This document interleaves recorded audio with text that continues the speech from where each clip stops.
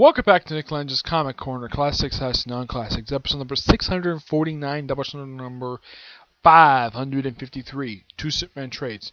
First up it is Man Reborn, collecting Action Comics numbers 973 through 976, and Superman Volume 4, issues 18 to 19.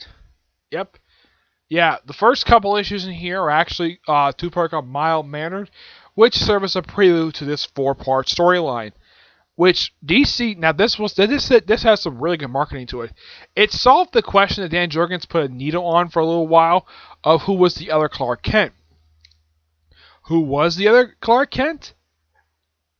Mixoplick. Yep, the imp from the fifth dimension. Yeah, it was something though to see this guy. Even when you read this, it was pure fun. And here's the thing: the main all the Action Comics, so that's all done by Dan Jurgens. Which the repercussion of the story felt in the Action Comics, not much in Superman per se, because that was Gasperi Tomaso was writing that at that point. They even have Paul Dini as one of the writers of this thing, which is really cool. Even Patrick Gleason, who does some cover art, does cover as well. These are the artists who do the interior. He does some Patrick Gleason's interior work as well. With Doug Mankey, great artist. Jamie Medina, Kristen Almy, Ian Churchill, Trevor Scott, Mick Gray, Patch Zurcher, who was a regular on and off again artist for Action Comics, Stefan Segovia, and Art Tybert. Yeah, simply put, when it comes to the storyline, it pretty much had it where the repercussion of this one was that the New 52 Superman and the post-Christ Superman merged their lives into one. They did the same thing with Lois Lane, despite the fact the post-Flash from Lois Lane was killed at the start of Superwoman. Yeah, and this is mostly about John, and some people were theorizing because of the way the storyline was going that maybe Dan Jurgens killed John Kent, and I say no. I don't think Jurgens was going to kill off a character he personally created, and a character a lot of people love.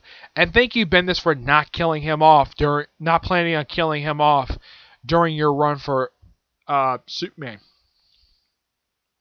This is by far a really good story. I know my friend Edgar is not a big fan of this storyline because he didn't like what happened afterwards. Yeah, he didn't like the whole merging of two different timelines into one when it comes to Superman. Yeah, he didn't care for that at all. But I found the storyline to be really engaging, really good story. It did set up the Superman Revenge Squad storyline, which featured the return of the Cyborg Superman, which was an awesome storyline.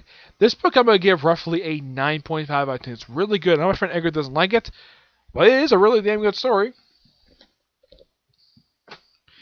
Next up, here's some Golden Age stuff. Superman, the Golden Age, Volume 4, collecting World's Finest 3 through 5. This is, of course, from the original volume of the series. Superman, Volume 1, issues 12 to 15, and Action Comics, number 41 to 47. Yeah, this mostly deals with Superman deal stuff on the home front.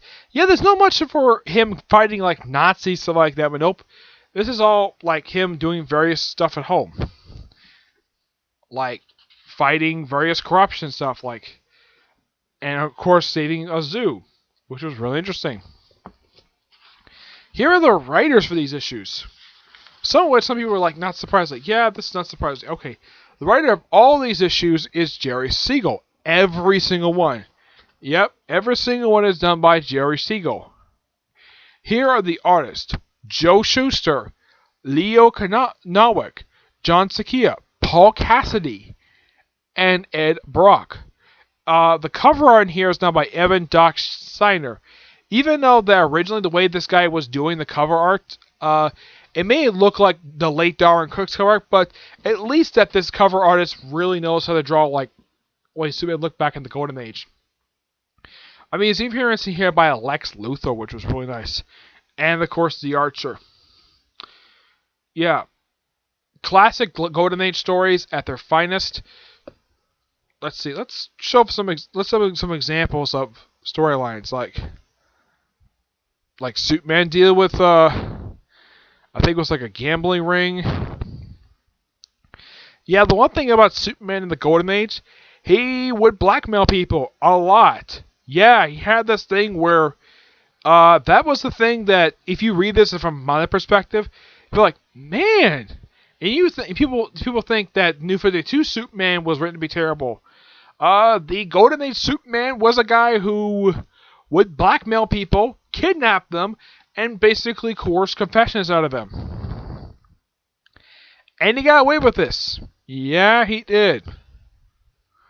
There was a recurring character named Sergeant Cassidy who was really interesting character. I like the fact they actually have a GCP, a Metropolis police officer who would interact with Superman a lot.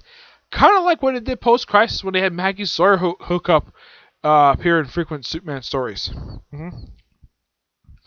Yeah, the stuff here with Lightning, the stuff with Lex is really interesting. Really fun, action-packed Golden Age stories. I like some of the stories in here, but you might get turned off of how Superman is written in here. I mean, it's not like the way he has been written for the past 30 years, where he's this very good-loving guy, and here he's a jerk. He is by far the most douchiest person in DC Comics. He does worse stuff than Batman does. Batman doesn't coerce confessions out of people, doesn't kidnap them, and doesn't like blackmail people to do what he wants them to do. Yeah. But despite that, these are classic stories. I'm going to give this a 10 out of 10. Alright, so that's it for this episode.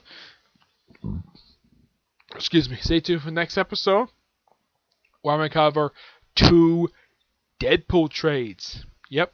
But until I see you all there, bye.